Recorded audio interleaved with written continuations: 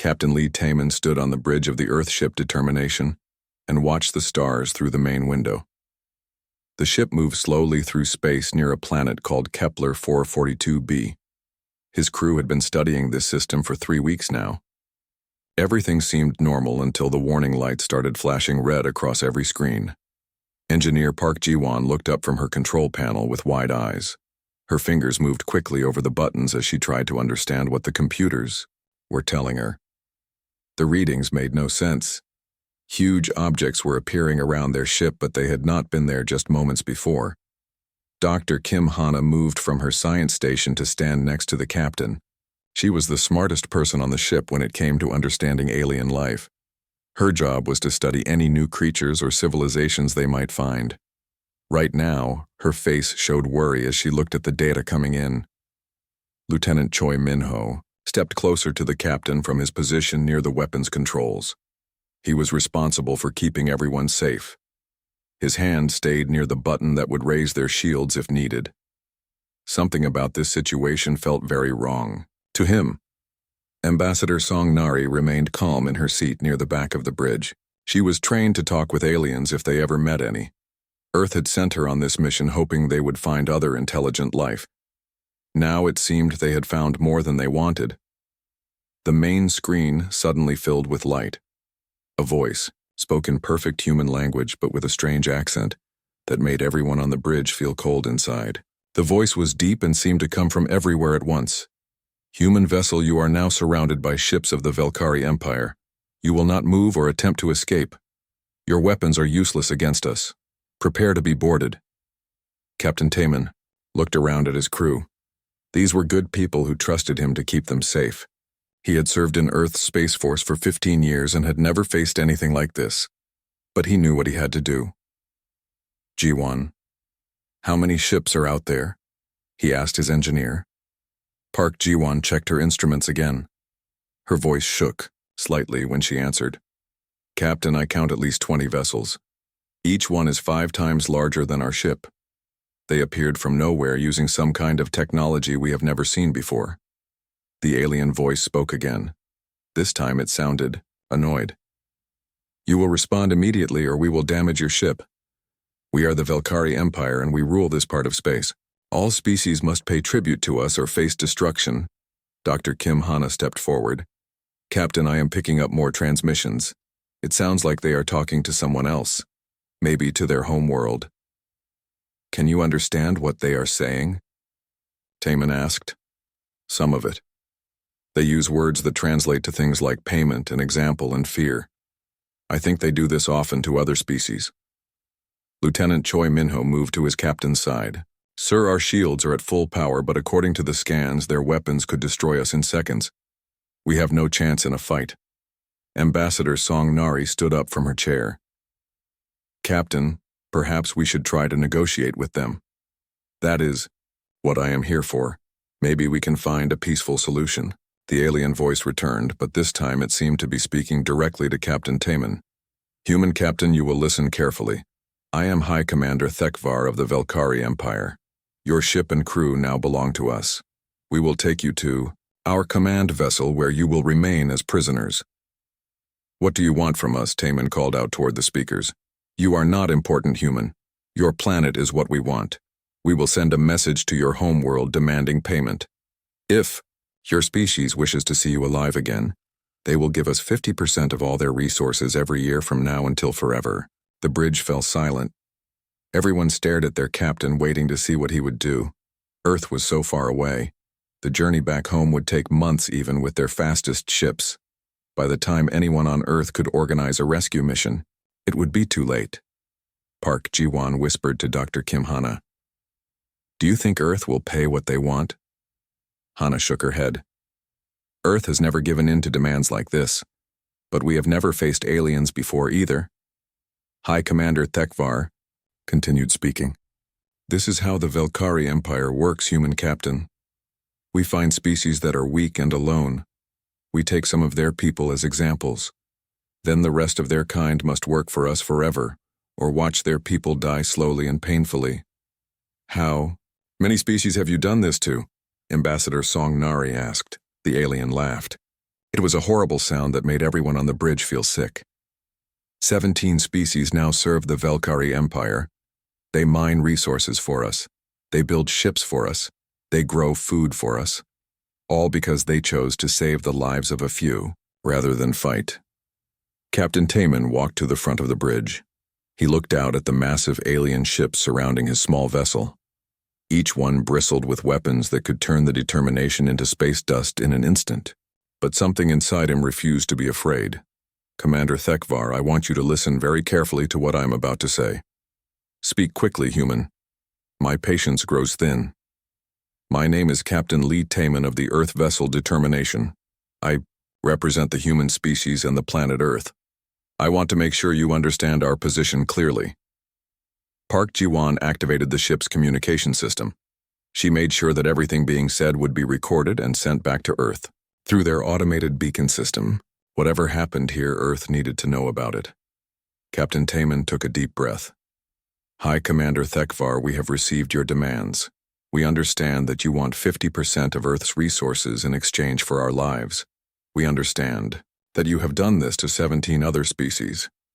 Good, then you will cooperate. No, Taman said firmly. Our answer is no. Humans do not negotiate with kidnappers whether they come from Earth or from the stars. We will not pay you anything. We will not serve your empire. You can do whatever you want with us, but Earth will never bow to your demands. The silence that followed seemed to last forever. Even the alien ships outside seemed to stop moving as if they could not believe what they had just heard. Finally, High Commander Thekvar spoke again. His voice was filled with anger and confusion. You refuse. No species has ever refused our demands. Do you not care about your own lives? We care about our lives, Captain Taman replied, but we care more about our freedom. Humans would rather die free than live as slaves. That is who we are, and that is who we will always be. Dr. Kim Hana smiled despite their terrible situation. She was proud to serve under a captain who would not give in to fear. Lieutenant Choi Minho stood straighter, knowing that his captain would rather face death than dishonor. Engineer Park Ji-won continued sending their message back to Earth, hoping their families would understand why they chose to fight rather than surrender. Ambassador Song Nari felt honored to represent a species that valued freedom above all else. High Commander Thekvar's voice became cold and threatening. Very well, human captain. You have chosen death. We will make an example of your species. That will be remembered across the galaxy. No one refuses the Velkari Empire. Then you will learn something new today, Captain Taman said calmly. You will learn what happens when you threaten humanity. Admiral Won Hyunwoo stood in the command center of Earth Defense Force headquarters, staring at the message that had just arrived from the Kepler 442 system. The automated beacon from Captain Taman's ship had taken 3 months to reach Earth, but the words still seemed fresh and urgent. Every person in the room had heard the recording of the alien demands and Captain Taman's brave refusal. President Yoon Min-ji entered the command center, followed by her top advisors. She had been in emergency meetings for the past 6 hours since the message arrived. The entire planet was waiting to hear how Earth would respond to this unprecedented threat. Dr. Lim Sung-ho looked up from his computer screen where he had been analyzing every detail about the alien ships. As Earth's leading expert on military, strategy and advanced physics, he was trying to find any weakness they could use against the Velkari Empire. Admiral, what is our current military status? President Yoon asked. Admiral Won turned to face his leader. Madam President, we have received responses from every military installation on Earth and in our solar system. Every ship captain has volunteered for rescue duty. Even civilian vessels are being converted for combat operations. How many ships can we deploy? She asked. Our main battle fleet consists of 47 warships. We have another 130 support vessels that can be armed for combat. Private companies are offering their cargo ships and passenger vessels. In total, we could have over 300 ships ready for departure within 2 weeks. Dr. Lim stepped forward. Madam President, I have been studying the technical data from the Determination sensors. The alien ships are larger and more advanced than ours, but they may not be expecting our type of response. President Yoon sat down at the main conference table. Explain what you mean, Doctor. The aliens said they have done this to 17 other species. Each time those species chose to pay tribute rather than fight. This means the Velkari have never faced a military response. They are not prepared for war. Admiral Wan nodded. The doctor is correct. Their ships are designed to intimidate, not to fight battles. They rely on fear rather than actual combat strength. President Yoon stood and walked to the large window that showed Earth's blue oceans and white clouds. Somewhere out in space, her people were prisoners of creatures who thought humans could be frightened into slavery. She turned back to face the room. Prepare a global broadcast. I want every person on Earth to hear what I have to say. Within 30 minutes, television and internet signals carried President Yoon's message to every corner of the planet. People stopped working and gathered around screens to listen to their leader. Citizens of Earth, we have received a message from space. An alien empire has captured the crew of our exploration ship, Determination. These aliens demand that we give them half of everything we produce every year, or they will kill our people. The president paused to let her words sink in. Around the world, humans listened with growing anger as they learned about the threat to their species.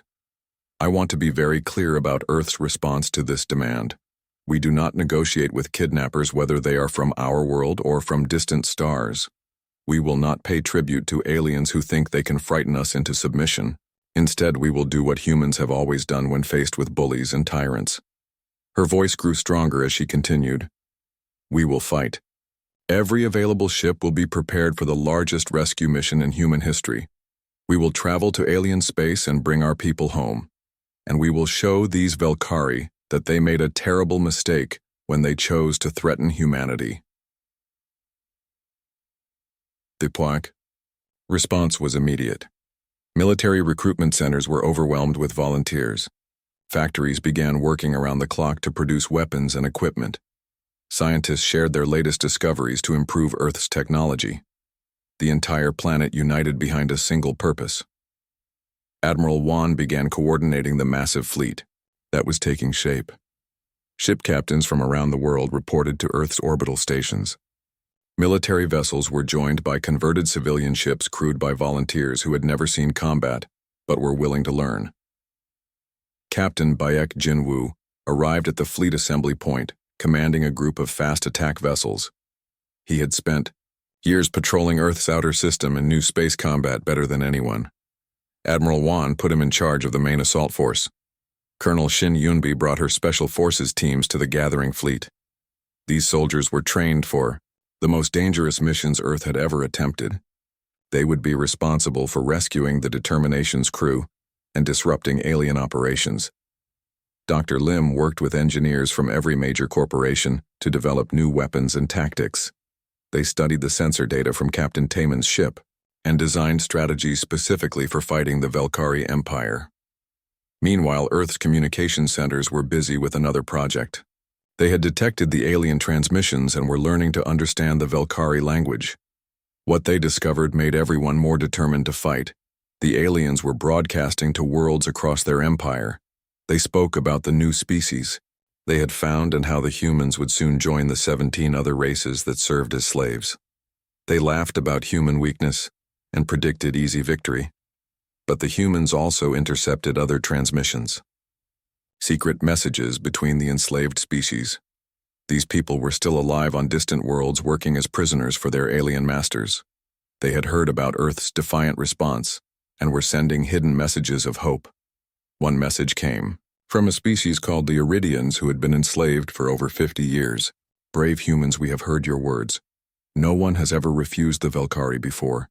If you truly mean to fight them, know that you fight for all of us. 17 worlds wait in slavery, hoping for freedom. Another transmission arrived from the Aigstal Gorvani people.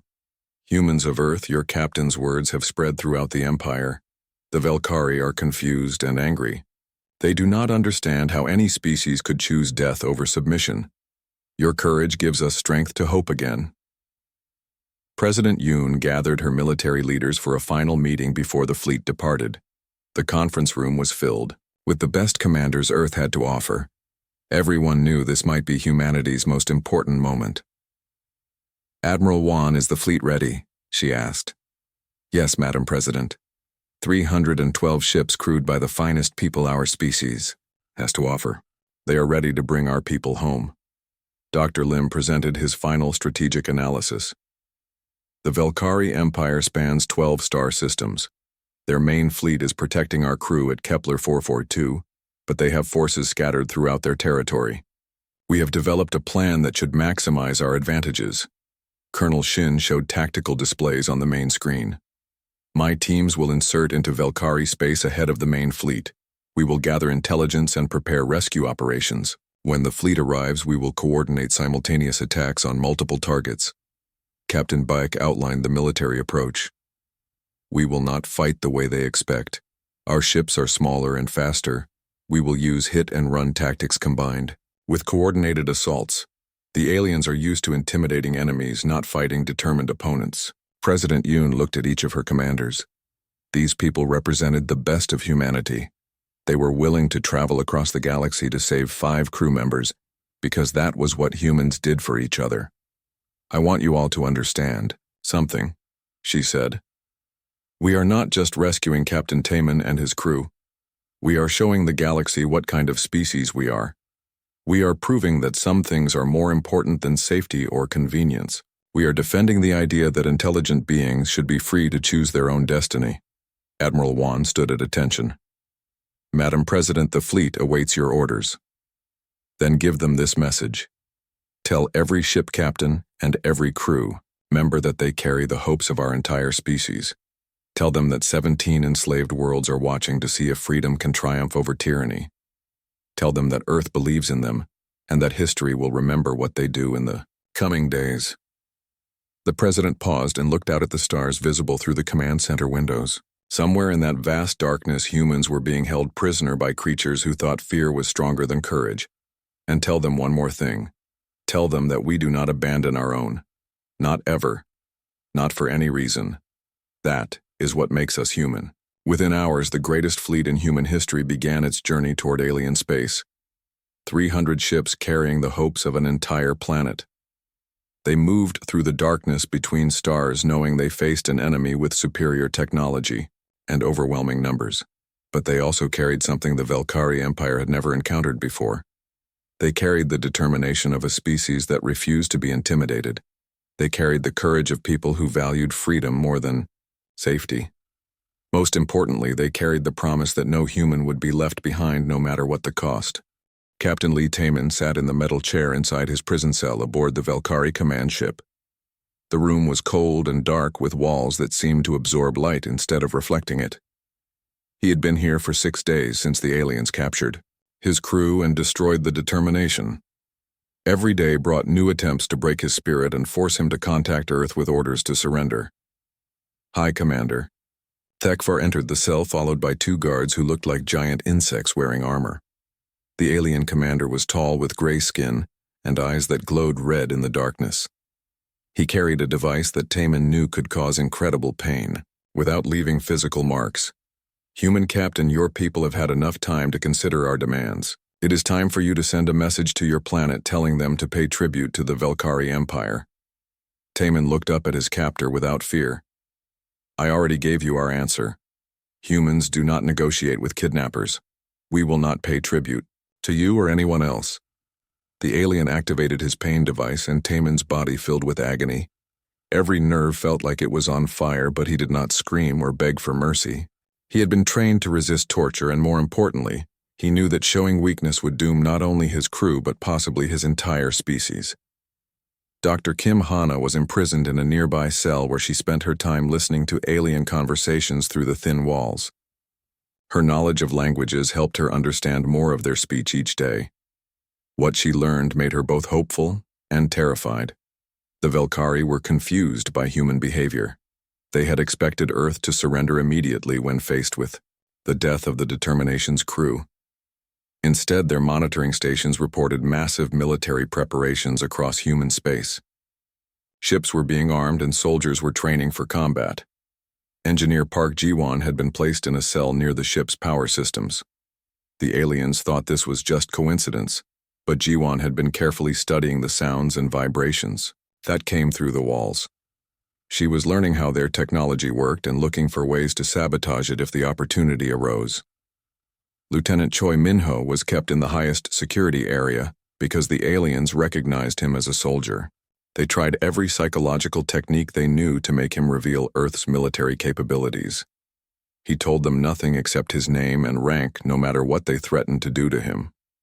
Ambassador Songnari found herself in a strange position. The aliens wanted to use her diplomatic training to help them understand human culture. They could not believe that an entire species would choose war over submission. She spent hours explaining human history and values while carefully avoiding any information that might help the enemy. On the 7th day, High Commander Tekvar brought all 5 prisoners to a large chamber in the center of his ship. The room was filled with screens showing images from across the Velkari Empire. Representatives from the 17 enslaved species watched from their home worlds as the alien commander prepared to make an example of the stubborn humans. People of the Empire, Tekvar announced, "You are about to witness what happens to species that refuse to obey the Velkari. These humans chose defiance over wisdom. Watch as they learn the price of their foolish pride." Captain Taman stood with his crew in the center of the room. They had been through days of torture and psychological pressure, but their spirits remained unbroken. If anything, the alien attempts to break them had only made them more determined to resist. Dr. Kim Hana stepped forward slightly. During her imprisonment, she had learned something important about the Velkari Empire that the aliens did not want anyone to know. She decided this was the right time to share that knowledge.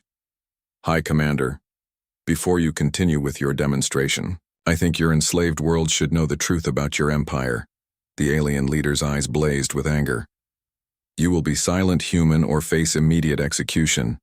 Execute me if you want, but first let me tell everyone something interesting. I learned about your economic system." Hana looked directly at the screens showing the enslaved worlds. "People of the galaxy, your masters have been lying to you. The Velkari Empire is completely dependent on your tribute payments. Without your resources and labor, their entire civilization would collapse within months." Tekvar raised his pain weapon toward Dr. Hana, but Captain Taman moved to shield her. "She is right. You need those 17 species more than they need you. That is why you use fear instead of actual strength. You are parasites feeding off the work of others." The alien commander's rage was visible to everyone watching. "Your words mean nothing, human. Soon your planet will join our empire and your people will work for us forever." Ambassador Songnari spoke in her calm, diplomatic voice. "High Commander, you still do not understand what kind of species you are dealing with. Humans have a saying that you should know. We do not leave our people behind, not ever." "Empty words from a dying species," the alien replied. "Lieutenant Choi?" Minho smiled despite their desperate situation. "Are you sure about that? Because if I were you, I would be checking your long-range sensors right about now." Tekvar turned to one of his officers, who immediately began operating a control panel. The alien's expression changed from confidence to confusion, to something that might have been fear. "High Commander, we are detecting massive energy signatures approaching our position. Multiple ships moving at high speed directly toward us." "Engineer," Park Ji-won laughed. "Did you really think Earth would abandon us? We told you that humans do not negotiate with kidnappers." The main screen changed to show space around the Velkari fleet. In the distance, points of light were growing brighter as ships dropped out of faster-than-light travel. More and more vessels appeared until the darkness was filled with the running lights of hundreds of human spacecraft.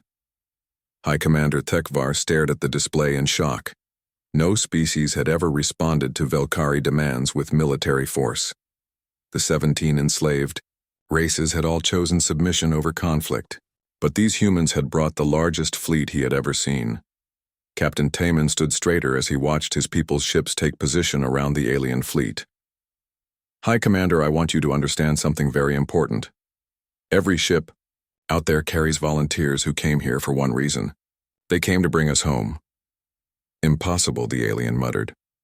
"No species would risk war for just 5 individuals." Dr. Kim Hana shook her head. "You still do not understand. This is not just about 5 individuals. This is about what kind of galaxy we want to live in. This is about freedom versus slavery. This is about showing every enslaved species that resistance is possible. The communication system activated and Admiral Wan Hyunwoo's voice filled the chamber. This is Admiral Wan of the Earth Defense Force. We are here to retrieve our people and deliver a message to the Velkari Empire. High Commander Thekvar activated his own communication system. Human fleet, you are greatly outnumbered. We have over 200 ships and superior technology. Withdraw or be destroyed.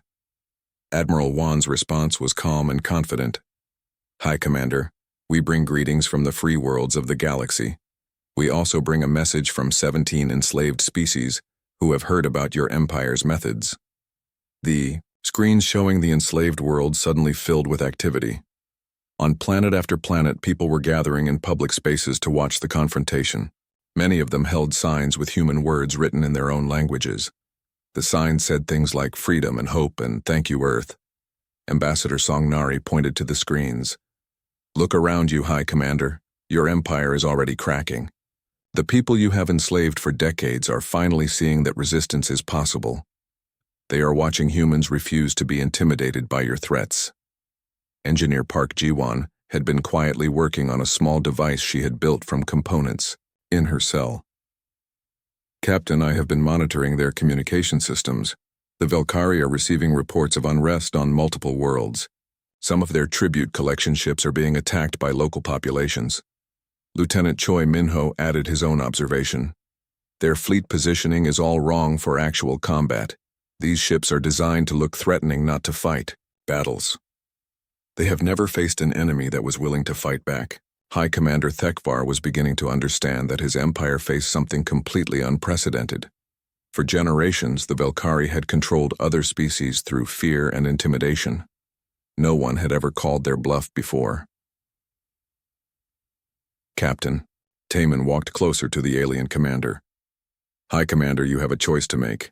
You can try to fight the largest fleet humanity has ever assembled and discover what happens when you threaten people who value freedom above safety.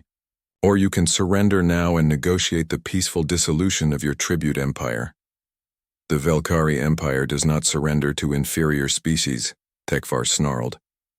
Then you are about to learn why humans are considered the most dangerous species.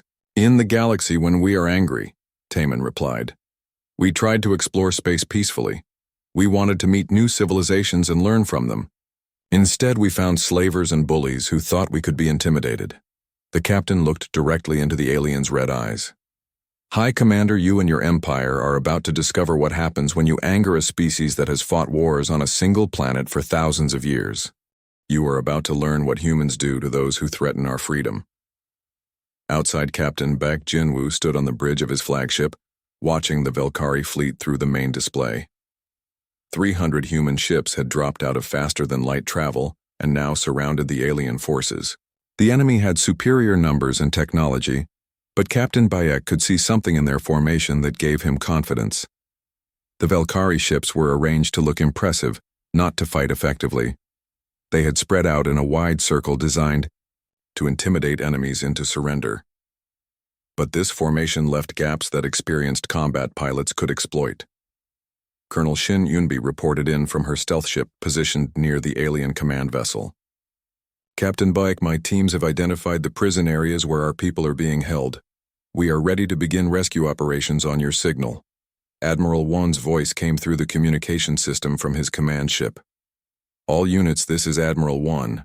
Begin Operation Homecoming. Show these aliens what happens when they threaten humanity.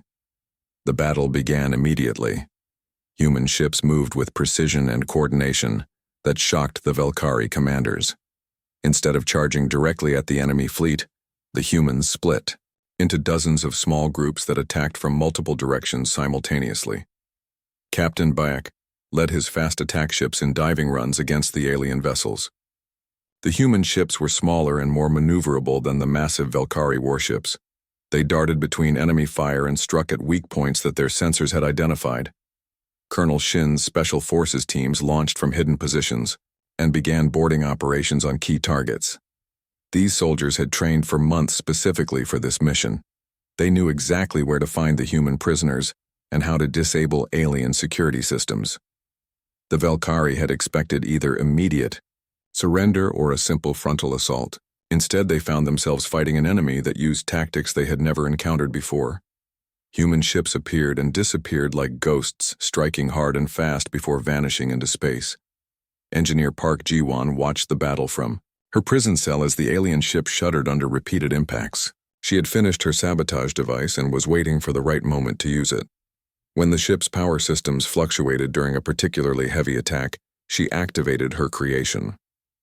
Lights went out throughout the Valkyrie command ship as critical systems began failing. Emergency power kicked in, but many of the alien weapons and shields were offline. The massive vessel that had seemed so threatening was suddenly vulnerable. Captain Taemin saw his opportunity when their guards were distracted by the chaos around them. He nodded to his crew and they moved as one. Lieutenant Choi Minho disarmed the nearest alien while Dr. Kim Hana activated the cell door controls, using her knowledge of their technology. Ambassador Song Nari led the way toward the ship's communication center while Engineer Park Ji-won headed for the engine room to cause more damage. Captain Taemin made his way to the bridge where High Commander Thekvar was trying desperately to coordinate his fleet's response. The alien commander looked up, in shock as the human captain entered his bridge, followed by armed prisoners who had somehow escaped their cells. Impossible. You were secured in the highest security area of this ship. High Commander, you made a mistake when you underestimated human determination. Taemin replied. We told you that we do not surrender and we do not abandon our people. Outside, the command ship, the battle raged across space. Captain Bayek's attack ships had disabled 6 Valkyrie vessels and were coordinating with boarding parties to capture others. The aliens were discovering that their weapons were designed for intimidation, not actual combat against determined opponents. Colonel Shin's voice came through the communication system. All units' rescue teams have secured the prison areas and are evacuating human prisoners. Begin Phase 2 of the operation. Phase 2 was the most ambitious part of the human plan. While the main battle continued near Kepler 442, other human forces had been attacking Valkyrie installations throughout their empire. 12 star systems were under simultaneous assault as Earth's forces struck at the foundation of the alien tribute economy. Dr. Kim Hana reached the communication center and began broadcasting to the enslaved worlds. People of the galaxy, this is Dr. Kim Hana of Earth. The Valkyrie Empire is falling. Their fleet is being destroyed and their tribute collection system is under attack throughout their territory. Her message was picked up and retransmitted by human ships across Valkyrie space. On 17 worlds, enslaved populations heard the news and began rising up against their alien oppressors. The tribute system that had supported the Valkyrie for generations was collapsing in hours. Ambassador Song Nari took control of the diplomatic communication channels. Representatives of all species, this is Ambassador Song Nari speaking for humanity and the free worlds. The age of the Valkyrie Empire is ending. We invite all species to join us in building a galaxy based on freedom and cooperation instead of fear and tribute. Engineer Park Ji-won reached the engine room where she found the ship's power core. Her sabotage device had done its job, but now she could do even more damage. She began systematically shutting down critical systems that would leave the massive command ship completely helpless. Captain Taemin faced High Commander Thekvar on the alien bridge. Around them, Valkyrie officers worked frantically at control stations trying to save their dying fleet. Reports came in from across the Empire describing defeats and uprisings on every front. High Commander, your empire is finished, Taemin said, calmly. Your tribute system is destroyed. Your fleet is being captured or destroyed. Your enslaved worlds are declaring their independence. You have lost everything because you chose to threaten humanity. The alien commander's red eyes blazed with fury and desperation. We will fight to the last ship. The Valkyrie Empire will not fall to primitive humans. Look around you, Taemin replied. Your empire was never strong. It was built on fear and intimidation. When faced with people willing to fight back, your entire civilization crumbled in a single day. Through the bridge windows, they could see human ships moving among the wreckage of the Valkyrie fleet. Most of the alien vessels had been captured or disabled. The few remaining ships were surrounded and being forced to surrender. Captain Bayek's voice came through the communication system. Captain Taman, this is Captain Bayek. The enemy fleet has been neutralized. We have rescued all human prisoners and captured most of their ships. Admiral Wan is requesting your status. Taman activated the communication system. Admiral, this is Captain Taman. My crew and I are safe aboard the enemy command ship. High Commander Thekvar is our prisoner and his fleet has been defeated. Admiral Wan's response was filled with pride and relief. Captain, it is good to hear your voice. Earth has been waiting for word of your safety. Are you ready to come home? Admiral, we are ready. But first we need to help our new friends, Untad. The screens around the bridge reports continued coming in from across former Velkari space. The Iridians had declared their independence and were celebrating in their capital city.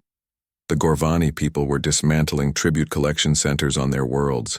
15 other species were announcing their freedom from decades of slavery. Dr.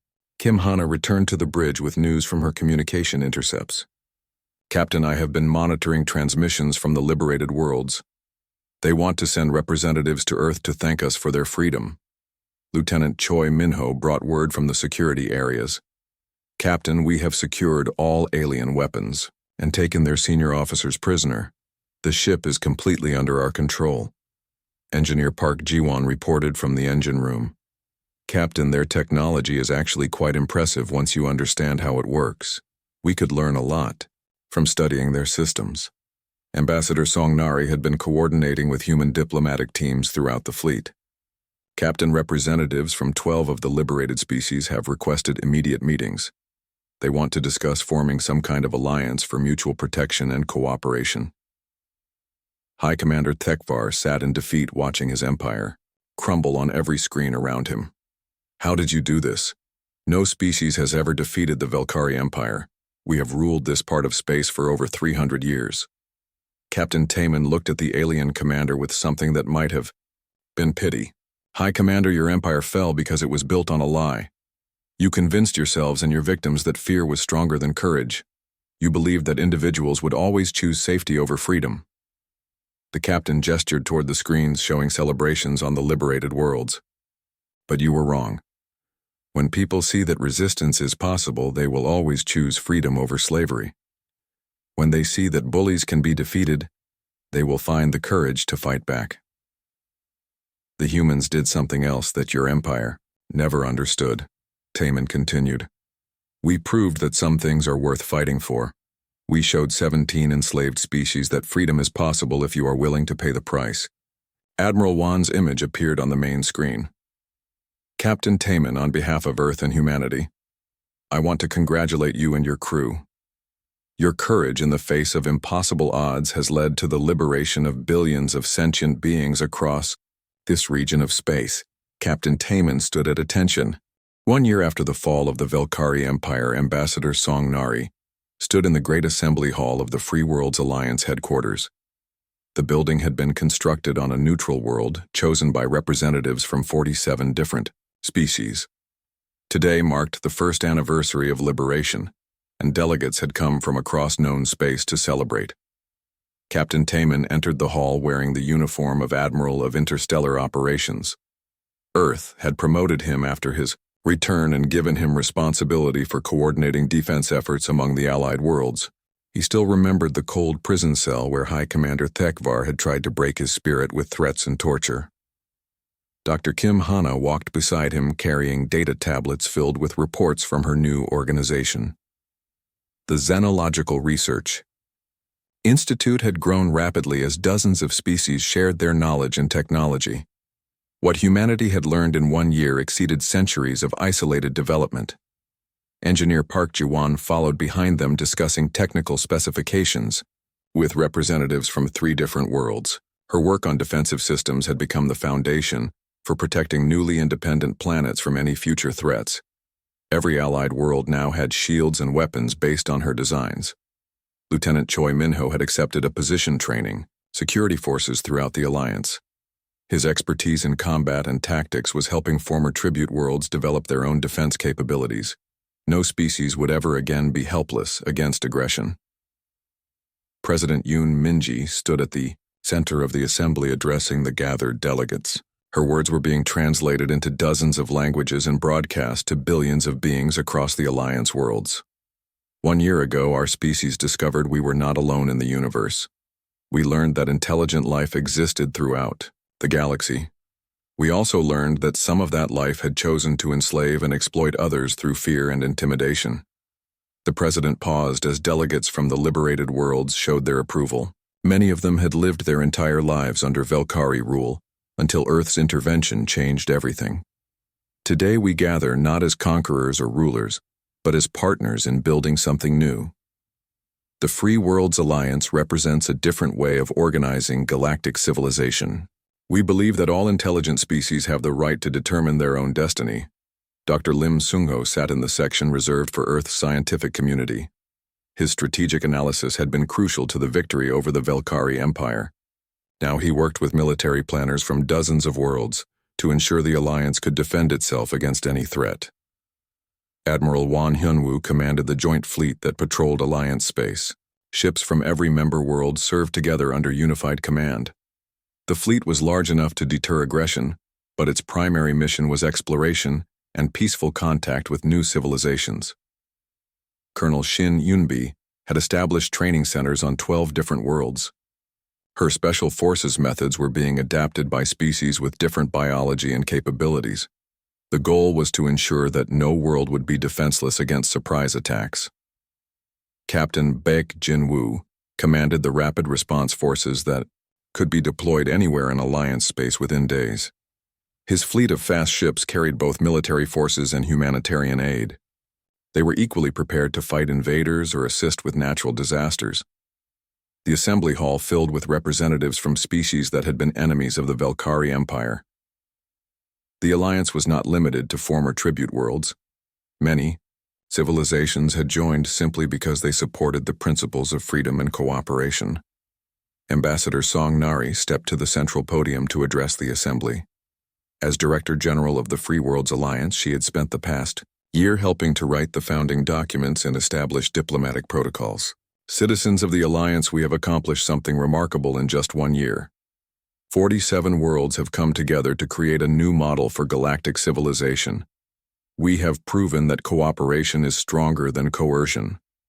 The audience included former Velkari officials who had accepted Alliance protection in exchange for information about other threat empires. High Commander Thekvar himself sat in the section reserved for reformed enemies. His people had been given worlds to rebuild their society without tribute from others. But our work is not finished, Ambassador Song continued. Intelligence reports indicate that other aggressive empires exist in distant parts of the galaxy. Some of them have taken note of our activities and may see us as a threat to their own tributary systems. Admiral Taman stood to address this concern. Director General, our joint fleet is prepared for any challenge. Every Alliance world contributes ships and personnel according to their capabilities. We have the largest free fleet in known space, Dr. Kim Hana added her perspective from the research institutes. Admiral, our technological development has accelerated beyond all projections. When 47 species share their knowledge freely, the results exceed what any single civilization could achieve alone. President Yoon spoke from her position as Earth's representative. The Alliance faces challenges, but we also have advantages that tributary empires cannot match. Our people fight willingly because they believe in what we are defending. Our species cooperate because they benefit from our success. Engineer Park Ji-won displayed technical readouts showing defensive improvements across Alliance space. Every member world now has planetary shields and modern weapons. Our communication network allows instant coordination between the most distant systems. Any aggressor would face unified resistance. The Assembly voted on several important measures that would shape the Alliance's future. New exploration missions would seek contact with civilizations beyond known space. Expanded educational programs would help all species learn about their partners' cultures and capabilities. Most importantly, a new protocol was established for responding to aggressive empires. Ambassador Song announced the decision to the Assembly. The Free Worlds Alliance hereby establishes the Liberation Protocol. Any species threatened by tributary empires or aggressive neighbors can request Alliance assistance. We will not allow what happened to our founding members to happen to others. Colonel Shin outlined the military aspects of the new protocol. Alliance forces will respond to requests for help within 48 hours. We maintain rapid deployment fleets in every sector ready to intervene against aggression anywhere in our region of space. The celebration continued for 3 days as delegates shared their cultures through music, art, and storytelling. Species that had been isolated for generations discovered new friends and partners. The diversity of Alliance membership had become one of its greatest strengths. But the most important moment came when a former Iridian slave addressed the assembly. His people had been among the first conquered by the Velkari Empire over 50 years ago. He had spent his entire life working in tribute mines until Earth's intervention freed his world. Citizens of the Alliance, I want to tell you what freedom means to those who have lived without it. Freedom means waking up each day knowing you can choose your own path. Freedom means working for your own people instead of foreign masters. Freedom means raising children who will never know the fear of tribute collectors. The elderly Iridian looked directly at the Earth delegation. But most importantly, freedom means knowing that someone will come for you if you are taken. The humans prove that no person is abandoned and no species stands alone. That promise is the foundation of everything we have built together. As the assembly concluded, Ambassador Songnari stood once more at the central podium. 1 year ago, Captain Taman and his crew sent a message that changed the galaxy. They told the Velkari Empire that humans do not negotiate with kidnappers. She looked around the hall at delegates from dozens of worlds. Today we send a new message to any empire or civilization that might threaten the freedom of others. The Free Worlds Alliance does not negotiate with slavers. We do not abandon our friends. We do not allow bullies to prosper while good people suffer. Admiral Taman activated the communication system that would broadcast the message throughout known space. To any aggressive empire listening to this transmission, understand this clearly. The age of tributary systems is ending. The galaxy is changing, and there is no place in our future for those who profit from the suffering of others. Dr. Kim Hana added her voice to the broadcast. We invite all civilizations to join us in building a galaxy based on cooperation and mutual benefit. But to those who choose aggression over diplomacy, we offer only this warning. President Yoon delivered the final words that would be remembered across the galaxy. We are the Free Worlds Alliance. We do not negotiate with kidnappers. We do not abandon our friends. We do not allow evil to triumph while good people stand by and watch. The message was transmitted to every known civilization in their region of space. It was picked up by monitoring stations belonging to distant empires and broadcast throughout their territories. Within days, the words had spread to the farthest reaches of known space. Some empires took the message as a challenge and began preparing for war. Others recognized the changing balance of power and opened diplomatic channels with the alliance.